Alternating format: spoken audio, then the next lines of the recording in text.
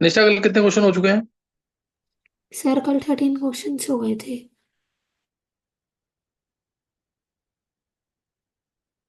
अच्छा।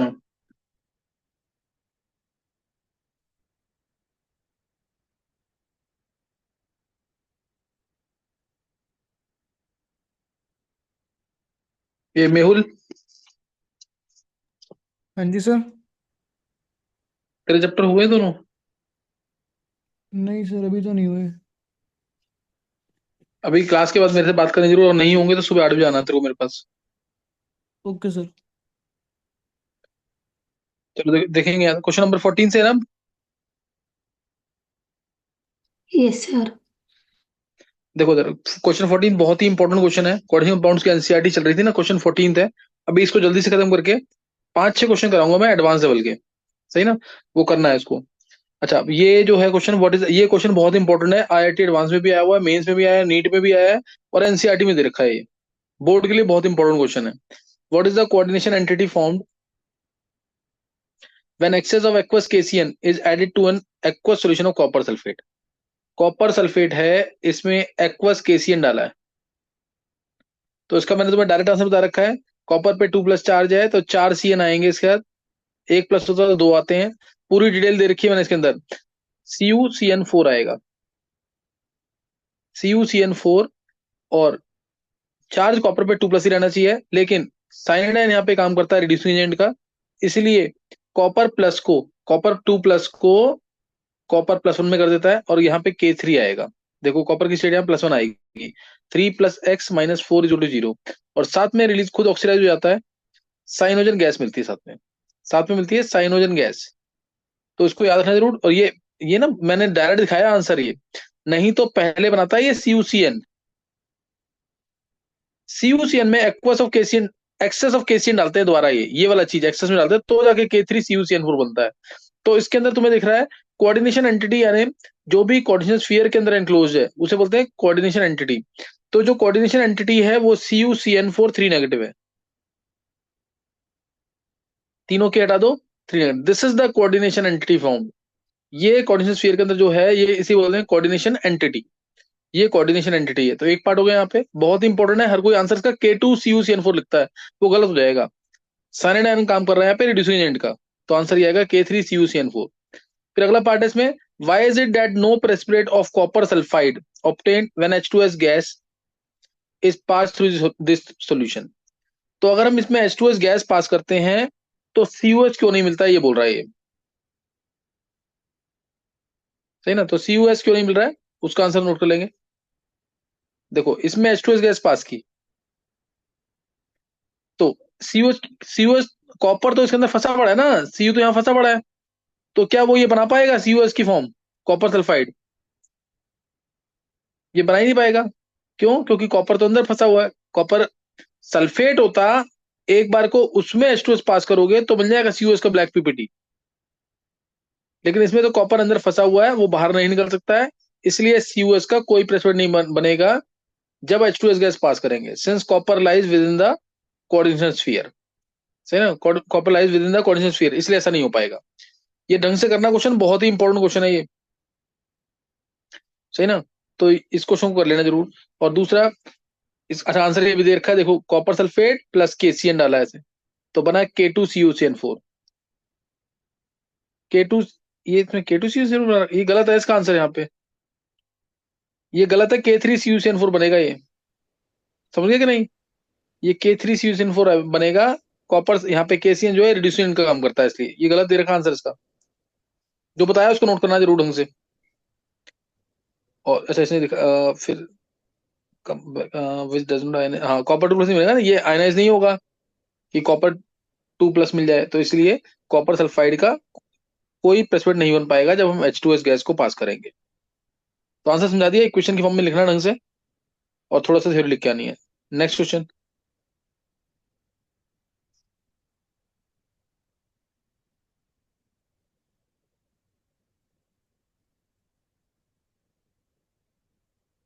फिर है, discuss the nature of bonding in the following coordination entities on the basis of valence bond theory. तो nature of bonding बताना है इसमें, हाइब्रिडेशन वगैरह बताना है इसमें। FeCN6 4 नेगेटिव अगर है, ये सब करा दिया वैसे तो, मैं वो जल्दी से बताऊंगा इसको दोबारा। वीबीटी के according FeCN6 4 negative, hexacyano FeC hexacyano ferrate second ion. Iron की स्टेट तुम निकाल लोगे, x-6 is equal to -4, x आ गया +2। बहुत ध्यान से देखना, 10 में से 9 बार बोर्ड में क्वेश्चन आया हुआ इसका। Fe पे चार्ज आ गया 2+, आर्गन 3d6 हो गया, आर्गन 3d6, तो Fe2+ इन ग्राउंड स्टेट, ये होगा 3d 4s 4p। 4d की जरूरत होगी तो 4d भी लेंगे, 3d 4s 4p। 6 इलेक्ट्रॉन्स हैं, 1 2 3 4 5 6, ये 6 इलेक्ट्रॉन्स आ गए। अब क्योंकि साइनाइड है स्ट्रॉन्ग स्ट्रॉन्ग फील्ड लिगेंड, इसलिए बैक पेयरिंग करेगा। ध्यान से करना इसको बिल्कुल, ये बैक पेयरिंग करेगा। 1 2 3 4 5 6, ये T2G में आ गए, यहाँ कोई इलेक्ट्रॉन नहीं। D2sp3 हाइब्रिडेशन, ये 6 जगह जो है 6 साइनाइड आएंगे, हाइब्रिडेशन हो गई D2sp3। सही ना, D2sp3 हाइब्रिडेशन और octahedral shape. Clear, D2sp3 hybridisation होगी और ऑक्टाहेड्रल शेप, शेप तो बनी जाएगी ये। 6 जगह साइनाइड लगा देना। और मैग्नेटिक मूवमेंट अगर कोई पूछेगा तो इसकी आएगी 0, क्योंकि सारे इलेक्ट्रॉन पेयर अप हो गए हैं। ये मत देखना कि 4 अनपेड इलेक्ट्रॉन है, सारे पेयर अप हो गए, मैग्नेटिक मूवमेंट आएगी 0। नेक्स्ट है FeF6 3 नेगेटिव, FeF6 3 नेगेटिव है।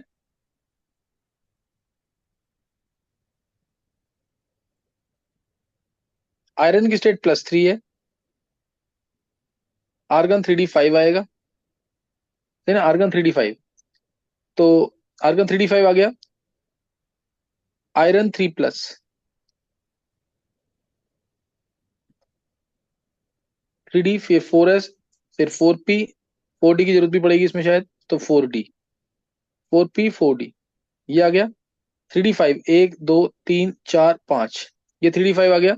और sp3d2, 6 जगह इलेक्ट्रॉन्स आएंगे, 1 2 3 4 5 और ये 6, तो हाइब्रिडेशन आ गई sp3d2।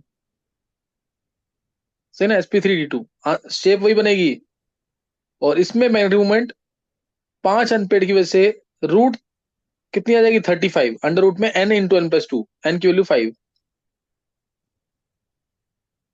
ये आ गया। FeF6 3 negative, FeF6 3 negative. सही ना, इस तरह से डिस्कस करना है, कोई बैक पेयरिंग नहीं होगी क्योंकि हेलोजेंस होते हैं वीक फील्ड लिगेंड। नेक्स्ट है, नेक्स्ट बहुत ही important, CO C2O4 whole thrice 3-, CO C2O4 को लिख सकते हैं OX होल थ्राइस 3-। कोबाल्ट पे चार्ज 3+, आया आर्गन 3d6, 3d6 का मतलब ये चीज आ गई कोबाल्ट 3+ में। और यहाँ बहुत इंपॉर्टेंट चीज है ये oxygen donor, week field ligand होता है ऑक्सीजन आयन, लेकिन कोबाल्ट 3+ के साथ ये कौन सा लिगेंड होता है, 1 2 3 4 5 6, ये।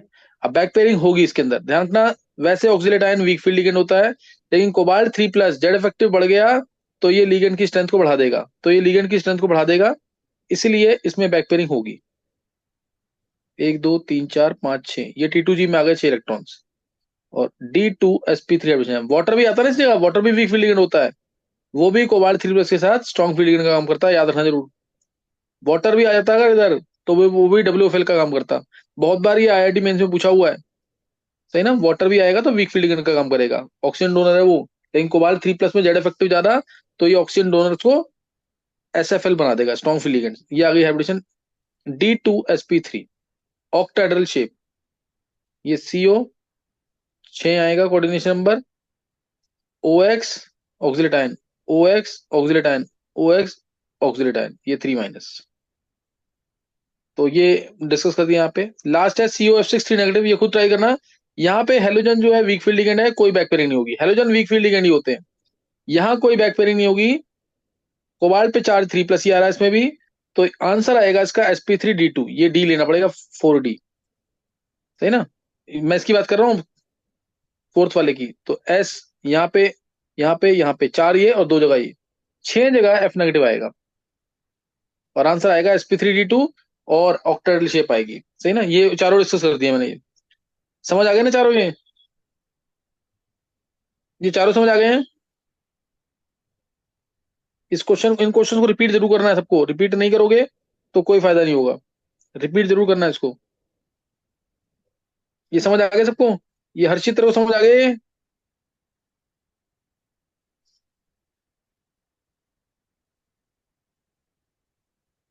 मेहुल? हाँ जी सर। चलो नेक्स्ट सब क्वेश्चन है। नेक्स्ट क्वेश्चन दिखाना निष्ठा।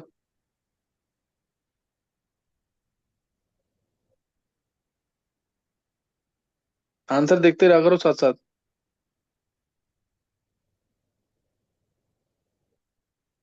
एक बार कोबाल्ट वो दिखाना जरा, ऑक्सीडेट आने वाला क्या क्या आंसर दे रखा है इन लोगों ने? इसके ऊपर वाला जस्ट। इसमें बैक पेयरिंग की है क्या? निष्ठा को नीचे करो। इसने एसपी ये गलत दिखाया है क्या? हाँ, इसे गलत दिखा रखा है ये। ये गलत है इसमें भी। इसने इसको WFLE माना हुआ है, ध्यान रखना इसका। वीक फील्डिंग माना है ऑक्सीलेट आयन को। ये रहा। इसको कोबाल्ट 3+ का स्ट्रॉन्ग फील्डिंग मानना है, आंसर गलत दे रखा है ये वाला आंसर गलत है इसमें। जो मैंने समझाया वो करना तुम। नेक्स्ट दिखाओ निष्ठा।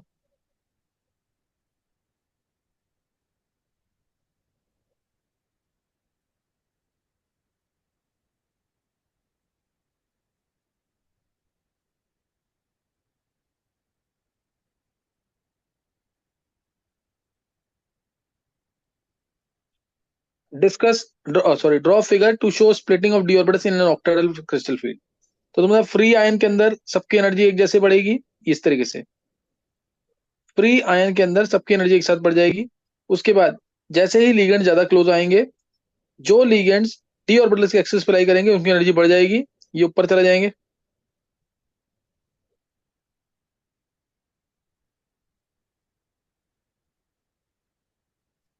सही ना, वो ऊपर चले जाएंगे इस तरीके से।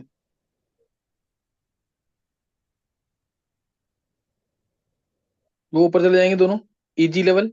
और जो लीगेंड के एक्सिस पे नहीं होंगे डी ऑर्बिटल्स, वो नीचे रहेंगे, T2G लेवल। और ऊपर Eg लेवल, ऊपर Eg level. This is called as barycentre.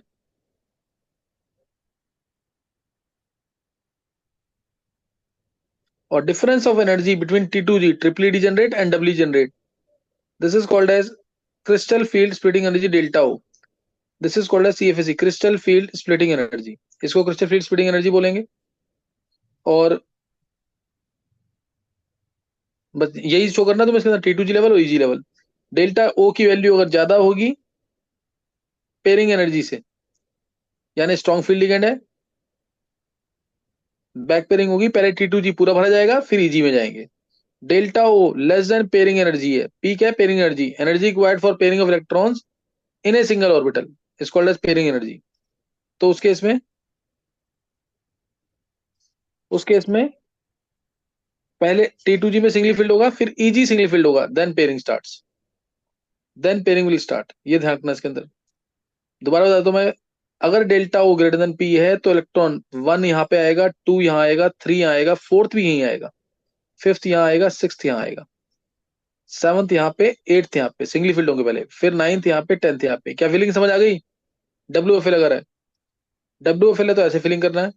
और अगर, सॉरी, SFL है, अगर SFL है तो ऐसे फीलिंग करनी है, SFL में ऐसे फीलिंग करनी है। Delta O less then P है, यानी क्रिस्टल फील्ड स्प्लिटिंग एनर्जी कम है, तो फीलिंग करनी है पहले 1 2 3 4। पहले उसके इसमें कैसे आएगा? ये बनाया तुमने, पांचों डी ऑर्बिटल्स की एनर्जी एक साथ, Eg ऊपर, T2G नीचे। अब पहला इलेक्ट्रॉन नीचे, दूसरा नीचे, तीसरा नीचे, चौथा ऊपर आएगा, क्योंकि इस डेल्टा ओ की वैल्यू अब कम है, WFL है इसलिए। Delta O less than pairing energy है। फोर्थ इधर, फाइव इधर, फिर सिक्स नीचे, सेवंथ, एट्थ, फिर नाइन्थ और फिर टेंथ। फिलिंग ऐसे होगी। तो ये पूरी डिटेल दे दी है मैंने, इसको जरूर शो कर देना, इसी तरह से दिखाना आंसर। नेक्स्ट दिखाएंगे निशा। ये डायग्राम दिखा रखा पूरा, देख लो एक बार, निशा दिखा दो एक बार। ये भी चीज शो कर देना, मैंने एक चीज शो नहीं की थी। ये 0.6 डेल्टा ओ था ना ऊपर, plus 0.6 delta O is equal to 6 DQ, ये लिखना ऊपर। और नीचे -0.4 delta O which is equal to -4 DQ। DQ क्या है? Deca quantum. ये दिखाना है इसको, सही है। ये यहाँ पे नॉर्मल डी ऑर्बिटल्स है। ये जब स्फेरिकली सिमेट्रिकल क्रिस्टल फील्ड बन रहा है लिगेंड्स की वजह से, तो पांचों डी ऑर्बिटल्स की एनर्जी एक साथ बढ़ गई। उसके बाद लिगेंड जब ज्यादा क्लोज आएंगे तो दो ऊपर गए ईजी लेवल, तीन नीचे गए, तीन दिखा रहे लाइन्स, T2G लेवल। नेक्स्ट दिखा दो निश्चय।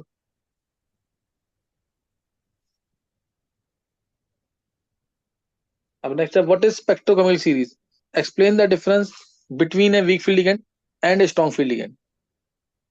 तो स्पेक्ट्रोकेमिकल सीरीज मैंने तुम्हें पूरी बता रखी है। कौन सी? पहले दिखाया मैंने WFL, फिर दिखाया बॉर्डर लाइन लिगेंड्स, और फिर दिखाया तुम्हें SFL, स्ट्रॉन्ग फील्ड लिगेंड्स। तो WFL में क्या था, याद होगा, I-BR-SCN-, SCl-,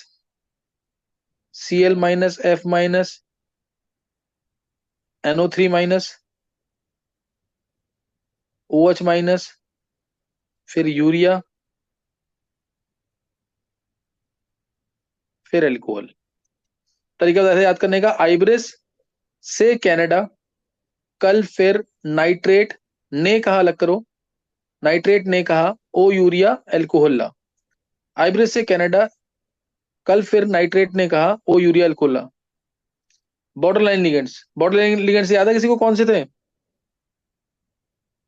ऑक्सिलेटो OX2-, O2-, H2O, NCS-, EDTA4-, EDTA4-, NH3। ये है border line ligands. Oxalate ion से स्टार्ट किया है, ऑक्सिलेट आयन से स्टार्ट किया है, फिर है O2-, फिर H2O, फिर NCS-, EDTA4-, और फिर अमोनिया। सुन अलग करने के, सुन ऑक्सिलेटो, सुन ऑक्सिलेटो पानी एंड कैस्ट्रोल, कैस्ट्रोलाइज सबको पता होगा, पानी एंड कैस्ट्रोल से उड़ता की जगह इड़ता अमोनिया, से उड़ता अमोनिया। सुन ऑक्सिलेटो पानी एंड कैस्ट्रोल से उड़ता ammonia. Next SFL, NH3PY, ethylene diamine, DIPY, NO2-, CN-, CO। ये है SFL। NH3 यहाँ पे भी है, यहाँ पे भी है, दोनों जगह काउंट होता है डिपेंडिंग अपॉन सेंटर एटम के ऊपर चार्ज कितना है। जितना ज्यादा चार्ज होगा तो चार्ज ज्यादा तो SFL बन जाएगा। तो उसको जब अलग कर लेना, जब जब NH3PY इन DP, DP है डाइपायरिडिन, डाइपायरिडिन। नाइट्रो सुने क्यों, नाइट्रो सुने क्यों, जब NH3PY इन DP नाइट्रो सुने क्यों। तो ये पूरी स्पेक्ट्रोकेमिकल सीरीज मैंने तुम्हें बता दी है, जो इन्होंने दे रखी है यहाँ पे एक साथ, यही दे रखी है पूरी, सही ना। तो इसका वही है कि the series in which different ligands are arranged in order of their increasing CFSE values, in order of their increasing CFSE values, crystal field splitting energy, stabilization energy, ये लिखा हुआ यहाँ पे।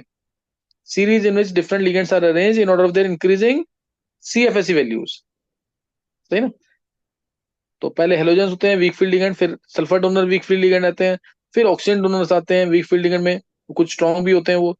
और उसके बाद साइनाइड आयन सबसे स्ट्रॉन्ग फील्ड लिगेंड होता है। साइनाइड आयन जो है, कार्बन डोनर सबसे स्ट्रॉन्ग फील्ड लिगेंड में काउंट हो गए, CN-, CO। कार्बन डोनर्स और nitrogen donor strong field ligand में काउंट होते हैं। Sulphur donor, halogen donor, oxygen donor, ये सब वीक फील्ड लिगेंड में आते हैं। नेक्स्ट है, नीचे दिखाओ, नीचे करो।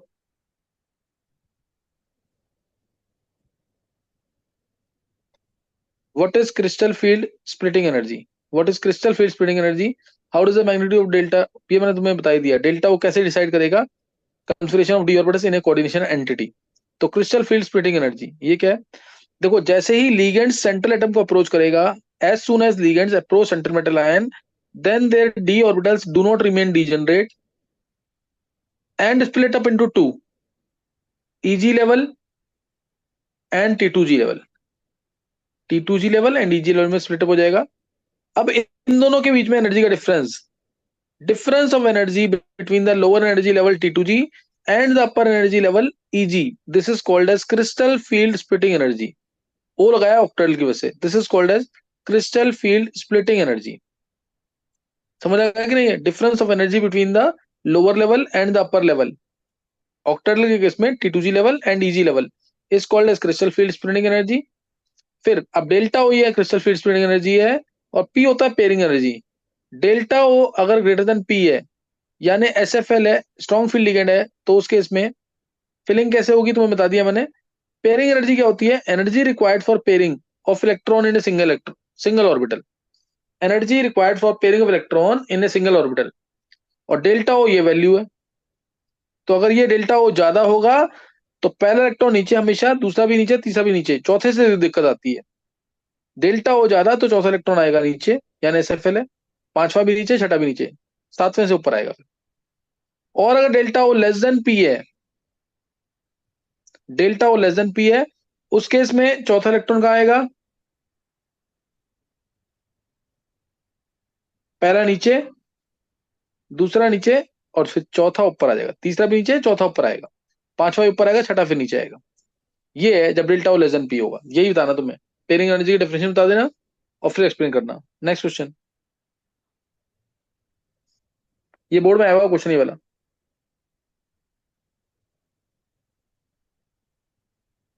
देखो, CrNH3 6 3+ इज पैरामैग्नेटिक। क्रोम की स्टेट आएगी +3। अमोनिया पे चार्ज होता है 0।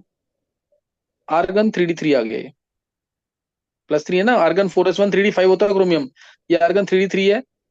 3d3 है तो अंडर रूट में 3 अनपेड इलेक्ट्रॉन होंगे इसके अंदर। तीन ये दिखा रखे हैं, 1 2 3, 3 अनपेड इलेक्ट्रॉन है। म्यू आएगा अंडर रूट में 3 × 3 + 2 √15 bm। √15 bm आंसर आ जाएगा। चलिए, √15 bm आंसर आ जाएगा इसका। तो ये हाईली पैरामैग्नेटिक होगा। While NiCN4 2 negative, Ni is diamagnetic. इधर Ni की स्टेट निकालेंगे, 2+ आएगी। Ni की स्टेट आएगी 2+, तो ये हो गया आर्गन 3d8, 4s2 निकल जाएगा, तो आर्गन 3d8 आएगा। और इसमें स्ट्रॉन्ग फील्ड लिगेंड है तो बैकपेयरिंग होगी। वैसे ये 3d8 ऐसे है, 1 2 3 4 5 6 7 8, लेकिन क्योंकि स्ट्रॉन्ग फील्ड लिगेंड है इसलिए बैकपेयरिंग डायरेक्ट कर देना। 1 2 3 4 5 6 7 8, तो कोई अनपेड इलेक्ट्रॉन नहीं बचेगा इसमें। म्यू आएगा अंडर रूट में n × n+2, n की वैल्यू लेंगे 0, n × n+2 होता है, तो 0 bm आंसर आ जाएगा। क्या क्लियर है?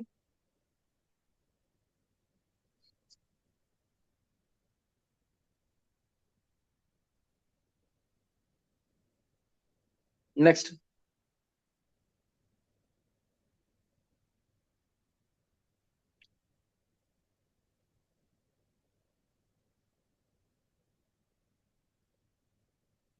a solution of NiH2O6 2+ is green, but a solution of NiCN4 2 negative is colorless.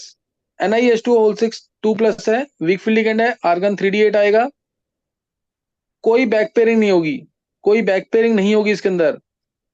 3d8 ऐसे रहेगा, 1 2 3 4 5 6 7 8। इसमें तो बैक पेयरिंग वैसे भी नहीं होती। कॉर्डिशनबर अगर 6 है और Ni D8 कंफिग्रेशन है, उसमें बैक पेयरिंग कभी नहीं होगी। तो इसमें जब बैक पेयरिंग नहीं होगी तो अनपेड इलेक्ट्रॉन है, अनपेड इलेक्ट्रॉन है, so there is possibility of d d transition. D transition की वजह से कलर आ रहा है इसमें। अनपेड इलेक्ट्रॉन है तो डी ट्रांजिशन की वजह से कलर आ जाएगा। अनपेड इलेक्ट्रॉन्स हैं, so d transition is possible, hence colour is green. लेकिन NiCN4 2 नेगेटिव की बात करें तो Ni में 2+ आएगा। स्ट्रॉन्ग फील्ड लिगेंड है, ये भी आर्गन 3d8 है, लेकिन इसमें बैक पेयरिंग हो जाएगी। ये इलेक्ट्रॉन पीछे जाके बैक पेयर कर देगा। 4 कोऑर्डिनेशन नंबर है इसमें, तो इसमें बैक पेयरिंग हो जाएगी। और बैक पेयरिंग होगी तो कोई अनपेयर्ड इलेक्ट्रॉन नहीं बचेगा। 1 2 3 4 5 6 7 8, तो no d transition, hence it is colourless. No d transition, hence it is colourless. ये रहा ना, possibility of d transition is present है ना, और दूसरे में no d transition NiCN4 2 negative में। ये रहा, therefore D transition is not possible, unpaired electron नहीं है इसलिए। Next question. सर हाँ बोलो। सर वाटर का भी स्ट्रॉन्ग फील्ड लिगेंड की तरह काम करता है? हाँ बताया ना, कोबाल्ट 3+ के साथ। अच्छा, ओके सर। जेड इफेक्टिव ज्यादा तो ऑक्सीजन डोनर जो कि वीक फील्ड लिगेंड होते हैं उनको भी स्ट्रॉन्ग फील्ड लिगेंड बना देगा। फिर FeCN6 4 negative and FeH2O6 2+ are of different colours in dilute solutions. इसका भी आंसर वही है। इधर आयरन पे 2+ आएगा, आयरन पे 2+ आएगा, आर्गन 3d6 है ये। बैक पेयरिंग हो जाएगी, non paid electron. Back pairing हो जाएगी तो कोई अनपेड इलेक्ट्रॉन नहीं है, क्योंकि इसमें SFL है, स्ट्रॉन्ग फील्ड लिगेंड है। FeH2O6 में आयरन 2+ है, ये भी आर्गन 3d6 है, लेकिन इसमें कोई बैक पेयरिंग नहीं होगी, तो इसमें अनपेयर्ड इलेक्ट्रॉन्स, इसमें अनपेयर्ड इलेक्ट्रॉन्स हैं 4, तो इसलिए कलर डिफरेंट होंगे।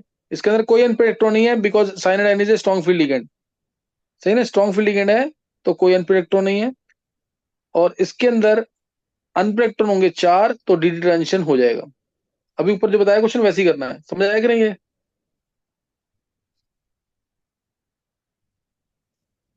Next,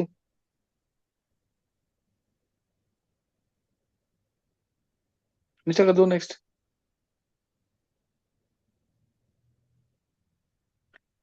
discuss the nature of bonding in metal carbonates. Nature of bonding in metal carbonates बहुत बताया हुआ है, सिनर्जिक बॉन्डिंग डिस्कस करनी है।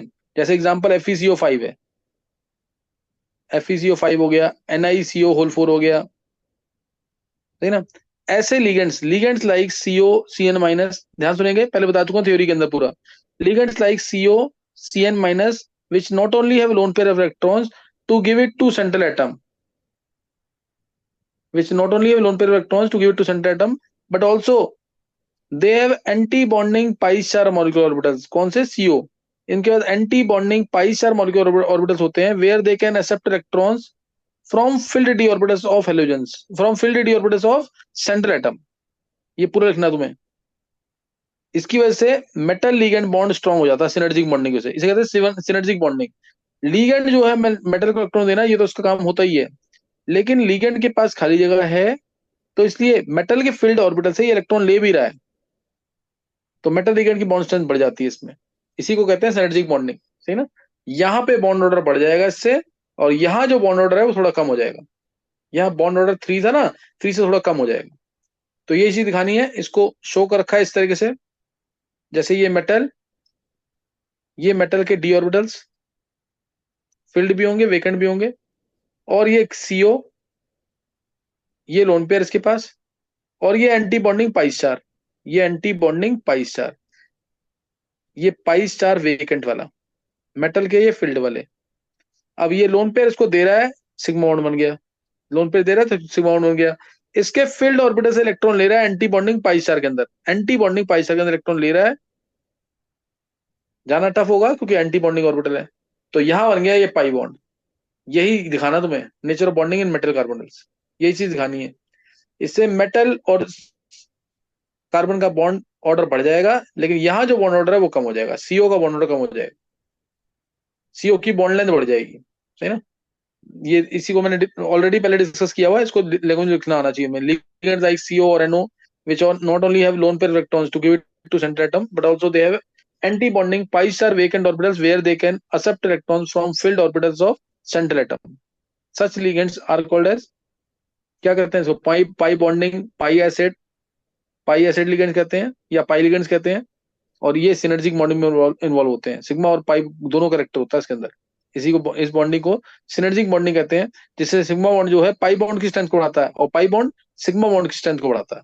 Sigma bond strengthens pi bond and pi bond strengthens sigma bond, इसी को synergy कहते हैं। Both are aiming towards the same goal, मतलब दोनों का काम यही है, मेटल लिगेंड की बॉन्ड स्ट्रेंथ को बढ़ाना। नेक्स्ट क्वेश्चन दिखा दो निष्ठा।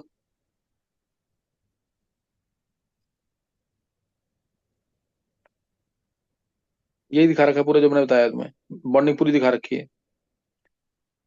हाँ, सही है निष्ठा, वो बता दिया मैंने पूरा। फिर give the oxygen state, D orbital occupation and coordination number of the central atom. तो ऑक्सीजन स्टेट तो निकाल लोगे तुम, 3 + x - 6 = 0। ऑक्सीजन एटम पे -2 चार्ज होता है, इसलिए x आ गया +3, पहला केस। फिर दूसरे में x +2 × 0 -2 -1 = 0, x आ गया यहाँ से +3, x यहाँ से +3 आ जाएगा।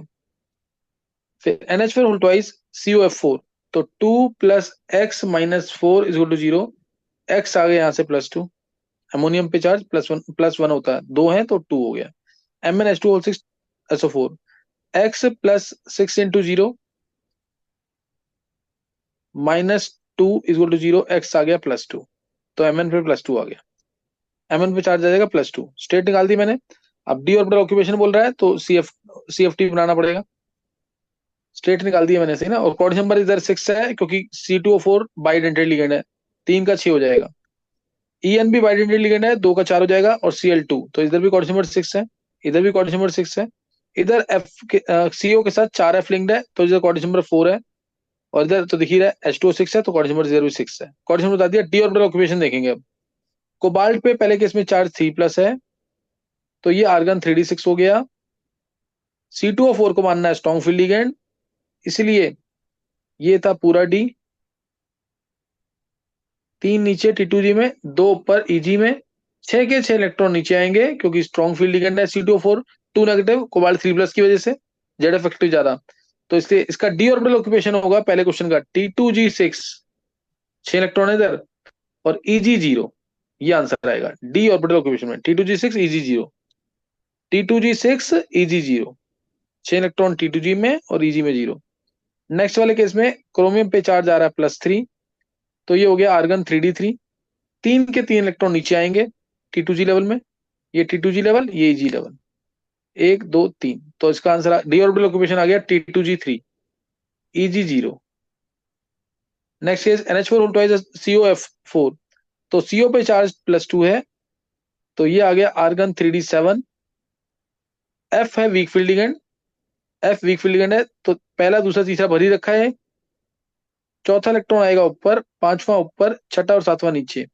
तो इसमें आ जाएगा answer T2G5 EG2, T2G5 EG2, ये होगा डी ऑर्बिटल ऑक्यूपेशन। फिर MnH2O6 2+, Mn पे चार्ज 2+, आर्गन 3d5 है, वीक फील्ड लिगेंड है, बैक पेयरिंग इसमें नहीं होगी। T2G और ये EG, T2G में 3, चौथा और पांचवा ऊपर EG में, T2G3 EG2, T2G3 EG2, ये आ गया, खत्म हो गया। 24th question.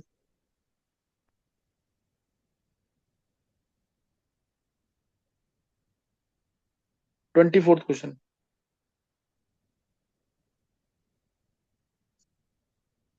Write down the IUPAC name of each of the following complexes and indicate oxygen state, electronic configuration and coordination number. Also give stereochemistry and magnetic moment of the complex.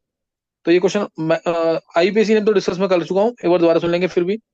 पहले में state क्या आएगी, 1 potassium पे 1+X +2 into 0 plus C2O4 में -2 होता है, +2 into -2 और +3 into 0। तो स्टेट आ गई यहाँ पे, मैं डायरेक्ट रहा हूँ। X आ जाएगा यहाँ पे, 2 इंटू है X -4 और -3 आ जाएगी, +3। दूसरे में स्टेट ऐसे निकाल लेना, कोबाल्ट पे +3 आएगा। तीसरे में स्टेट निकालोगे, क्रोमियम पे +3 आएगा। चौथे में स्टेट निकालोगे तो FeCS पे +1 होता है, Fe पे +3 आएगा। CS पे +1 होता है इसलिए, सीजियम अल्कली मेटल है। K4MnCN6, तो Mn पे चार्ज +2 आएगा, Mn पे चार्ज आएगा +2। तो इसका IUPAC नेम,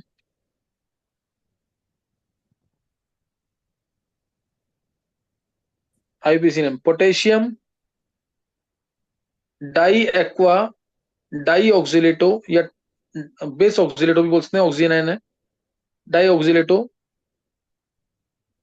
क्रोमेट। क्रोमेट आएगा क्योंकि एनायनिक कॉम्प्लेक्स है, tri hydrate, chromate third tri hydrate. क्या क्लियर है ये, क्रोमेट थर्ड ट्राई हाइड्रेट, सही ना। +3 स्टेट है, आर्गन 3d3 आएगा इसमें, आर्गन 3d3 आएगा, +3 स्टेट, आर्गन 3d3 आ जाएगा इसमें। कोऑर्डिनेशन नंबर तुम्हें दिख ही रहा है, 6 है, 2 है वाटर और 4 लेंगे इधर से क्योंकि बाइडेंटेड लिगेंड है, बाइडेंटेड लिगेंड है तो 4 लेंगे। फिर C1H5 Cl2, पेंटा अमीन क्लोरिडो कोबाल्ट थर्ड क्लोराइड, पेंटा अमीन क्लोरिडो कोबाल्ट थर्ड क्लोराइड, सही ना। पेंटा अमीन क्लोरिडो कोबाल्ट थर्ड क्लोराइड। ऊपर की मैग्नेटिक मूवमेंट √15 होगी BM में, √n×n+2। नाम बता दिया इसका, स्टेट कोबाल्ट 3+ है, आर्गन 3d6 आएगा, है ना, आर्गन 3d6 आ जाएगा इसमें, कंफर्मेशन आ गई है। स्टेट बता दी, कंफर्मेशन बता दी, कोऑर्डिनेशन नंबर इसका 6 है ही, कोऑर्डिनेशन नंबर इसका 6 है ही। स्टीरियोकेमिस्ट्री कोई मैग्नेटिक मूवमेंट ये शो नहीं करेगा। इसमें सिस ट्रांस होगी, इसमें सिस ट्रांस होगी, ध्यान रखना।